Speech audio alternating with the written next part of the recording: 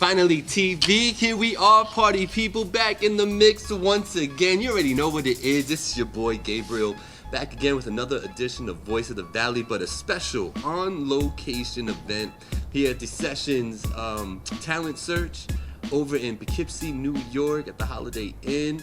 Got a chance to hook up with a buddy of mine whom I met maybe a year and a half ago through Mikey De Niro. Shout out Mikey, Aaron Boogie, and that whole crew out there. Yes, sir. But we went up there one day. We was at their studio. We was checking out some talent up there.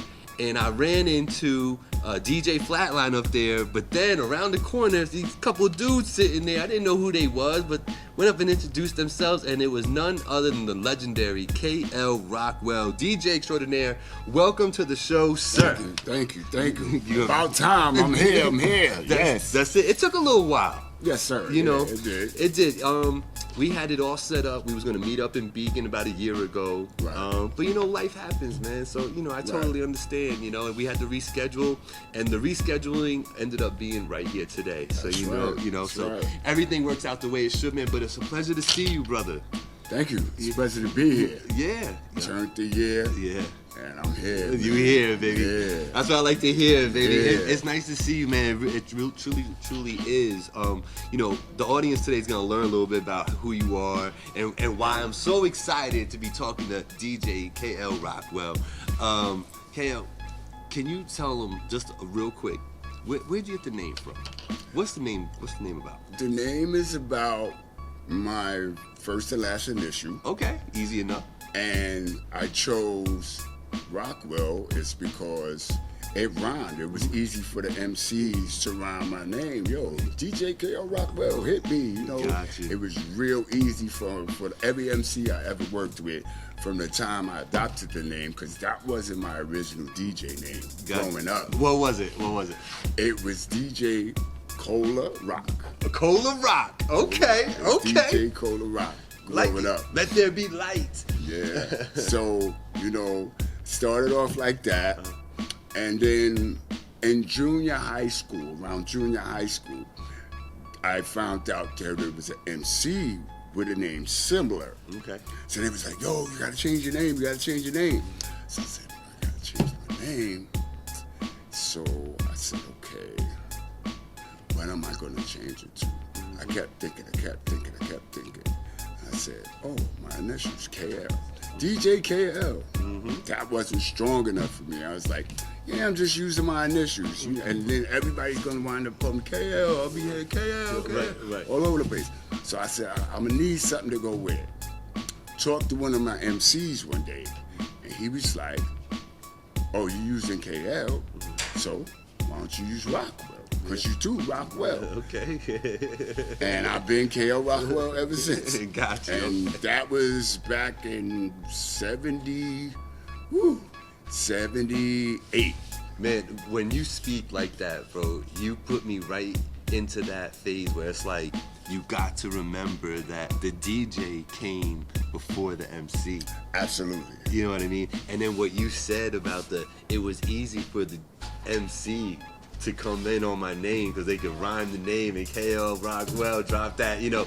Right. That's because you was the man first. Right. And then it was the MC. Absolutely. You know what I'm saying? Talk about that a little bit. Taking it back, you know, to the origin of everything, on the reggae side, DJs were called Selectus because they selected the music. Man, they gotta hear. I gotta make sure they hearing this, bro. I'll hold it for you. All right.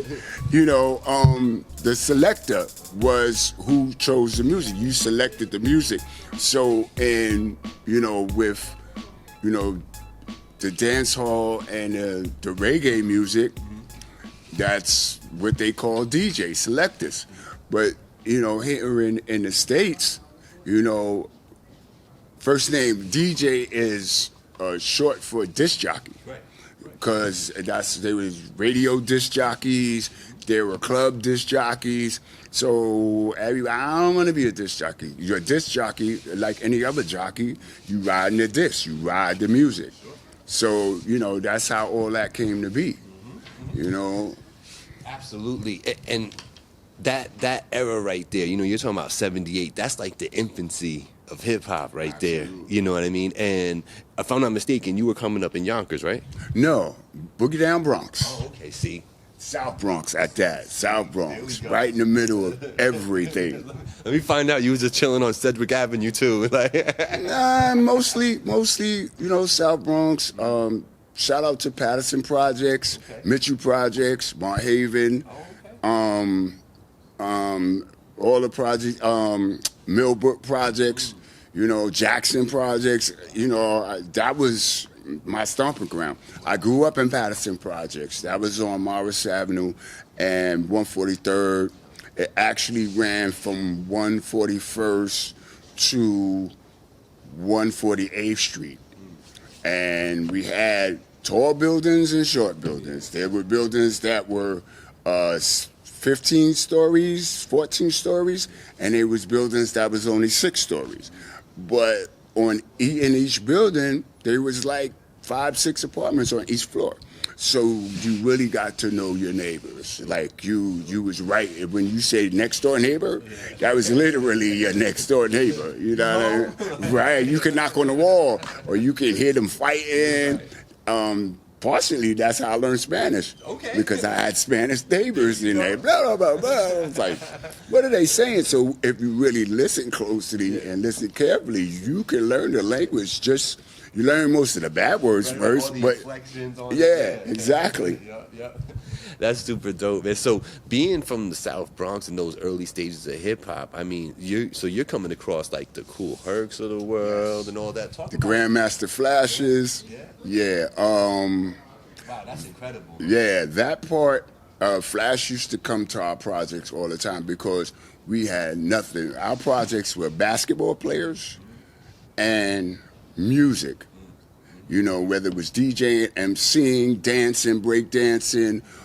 We had athletes. I mean, not just basketball, but we had, I ran the Blade Barkley. I grew up with him. There were other boxers, that came up in my project. So it was all about music and sports. We all played ball or football, basketball, baseball, softball, all that type of stuff. And we all enjoyed music. Now, most of us gravitated to the DJ side because we was all out trying to do each other. I mean, this building against that building. Instead of, fighting, we battled, and you battled as DJs. And we always was trying to get who got the best system. Oh, I'm coming out today. No, I'm coming out today. Oh, your system is whack.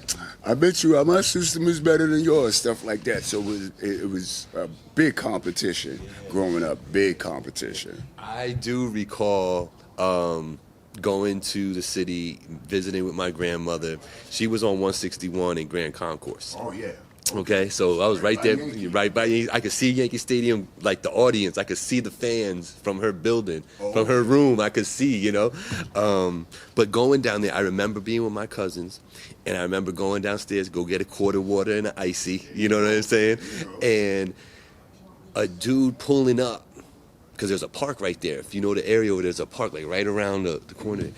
Yeah, and so this dude pulled up in a station wagon, old blue joint, and the back of it was nothing but speakers, and they were big cabinet style speakers, but like with 15 and 18s in them, and hauling them away on hand truck because there was no way you were picking, you know what I mean, And I remember telling my cousin, like, where are they gonna put those? He's like, at the park. I'm like, what? He's like, yeah, at the park, you'll see. Later that night, man, a little bit later, I'm upstairs eating my arroz con pollo, and I hear boom, chicka, boom, chicka, boom. I'm like, yeah, what is it? Like, those are them speakers. So no, man. I think that era of hip hop is so raw and so real, and it's so authentic because that's where truly, like, we're talking about doing talent searches tonight and all this, and it's a form of battling, but that's really the essence of hip hop to me is what you're talking about. You know what I mean? That building versus building. We're better than you. We could do this. We'll cut it better. We started doing the project thing. Our project against your project. It was and then our break dancers against your break dancers because that was popular then then too. Then we had the graffiti artists as well. So a lot of times we got away from beefing as far as fighting and pulling out weapons and stuff like that. We used the music and our talents to go against each other and made everybody happy. Like, the crowds were crazy. They used to be up in the trees and stuff like that. And back in the days, it's so funny. You can't really do it now, but we had a rope going around the system. And if you wasn't down, you couldn't come behind the ropes.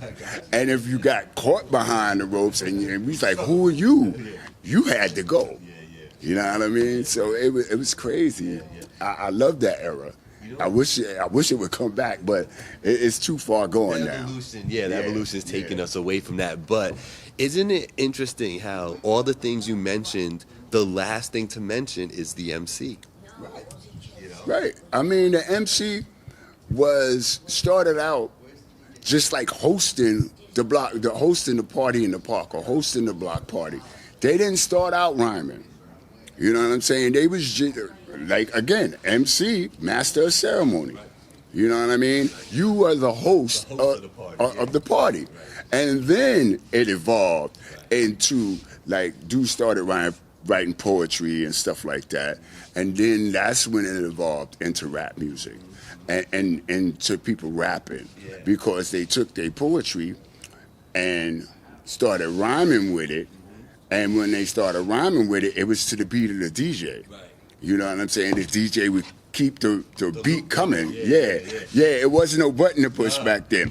You really literally had to bring the needle back, you know, because we have a crew called the Needle Droppers. I'm a part of the Needle Droppers, and that goes back to the 70s because we had to drop those needles.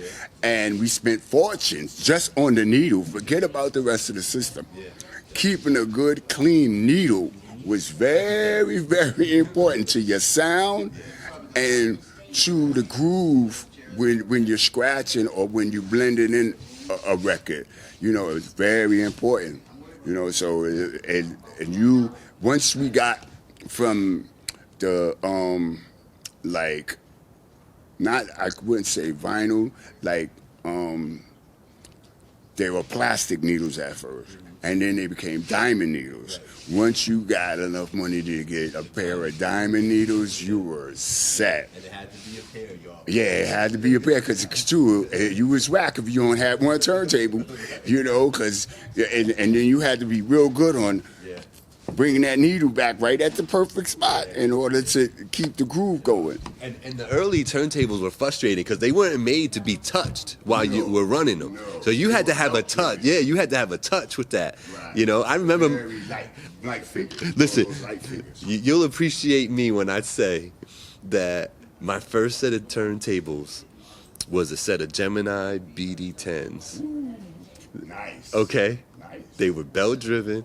And, man, I learned how to cut on those, man. I could actually cut and blend on some BD10s, man. And I was so proud of myself, you know what I mean? Because they had, you know, Technique 1200s, and they direct driven. And, you know, they just like that. And it's going like me. Mine's like a warp, you know? I had to learn how to push it. I had to learn how to push it in. You know what I mean? That was the crazy part. You know. Salute to everybody showing up. We got people coming out for the sessions joint. But nah, man, I wanted to share that with you. I know you would appreciate a brother that. Absolutely, because that's what I started on. And then even before that, when I was in junior high school by that time, and they had the old blue turntable with the speaker attached, because the top of the turntable was actually the speaker. So we would put two of those together and bring our crates of records, you know, to the after-school program and rock out. And that's without a mixer. You just brought the other record in and turned the other volume down and brought the other volume up, and that's how you did it. And then, like, even the first mixes were knobs. There was no crossfade. It was up and down channels or knobs for your channels. It was no crossfade. The crossfade didn't come to way later. So I started playing rap. Yeah, that was easily. like in the early 90s, it felt like, you know. But KO, man, I have you here today we haven't even given you a bunch of flowers yet because they don't even really know who they listening to right now.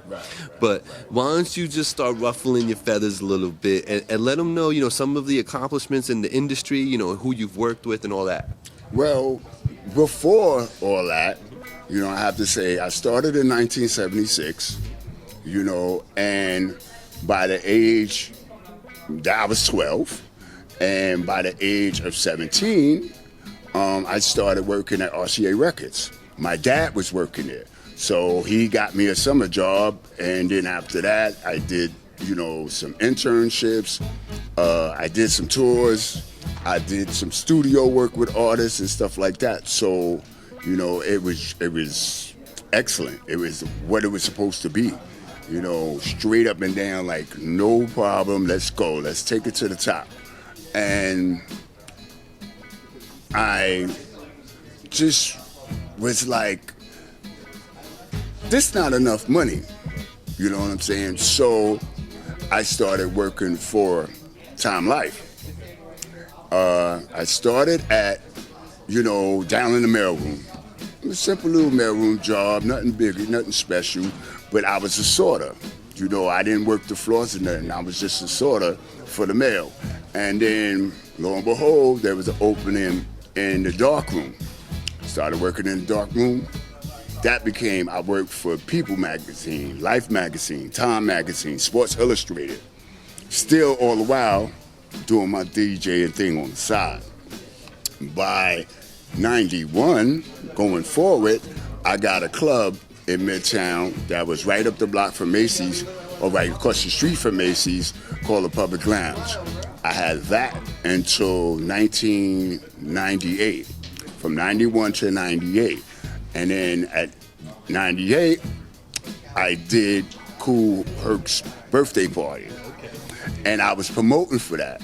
Ran into a childhood friend, Sardine, and he was like, yo, you promoting and all that? Yo, I could use you. I was like, for what? He was like, yo, you know Ruff Ryders, right? And I was like, yeah. He said, yo, that's my family. I was like, yo, side word?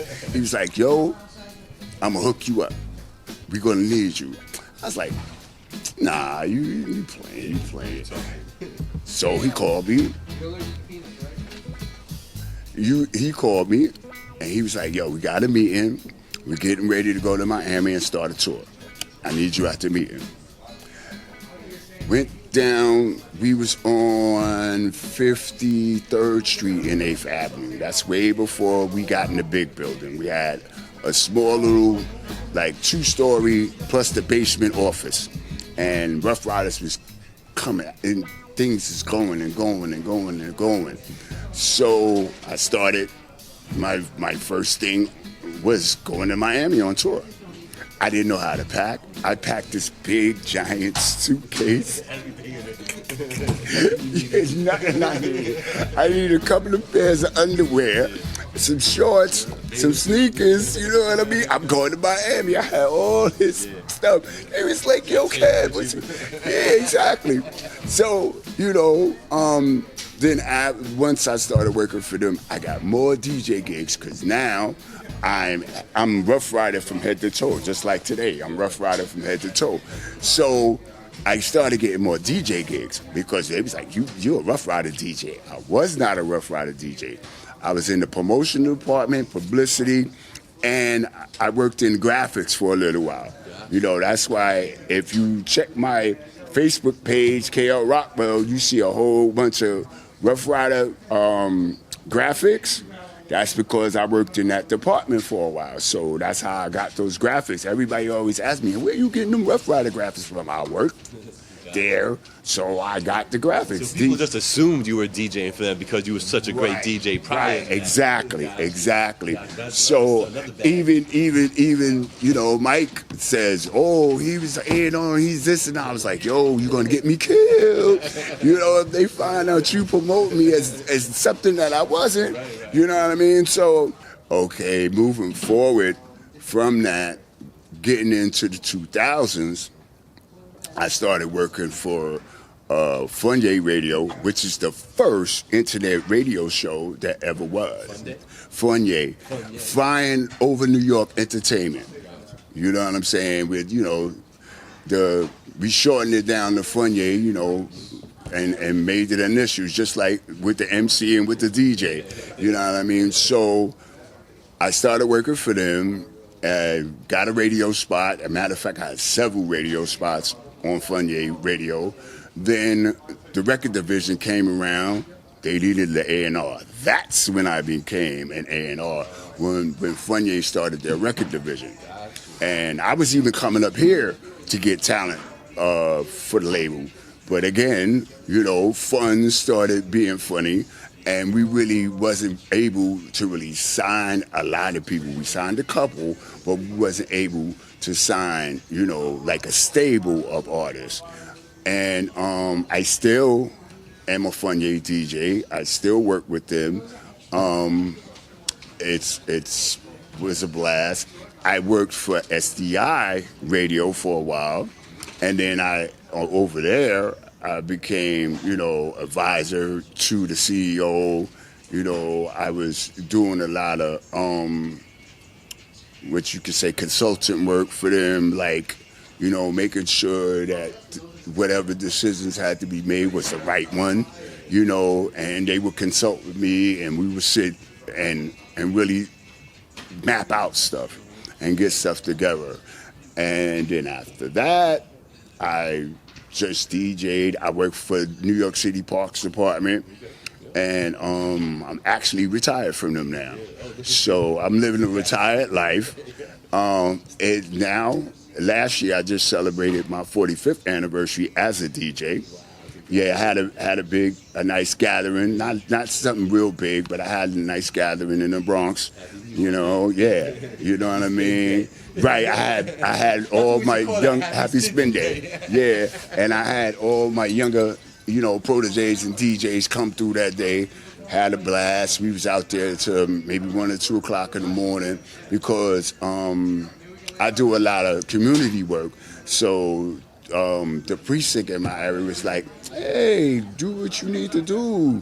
And we did not see a police car all day. Oh, wow, okay. So they cleared, they was like, that's him. He helps us out because I do their little Christmas parties, and they do a big thing for Halloween. So I would donate my time, to the precinct for those type of events.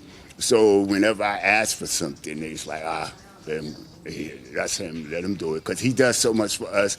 When he doesn't even come to us, but ever so often. So we had a good time, and now I've been working with Michael for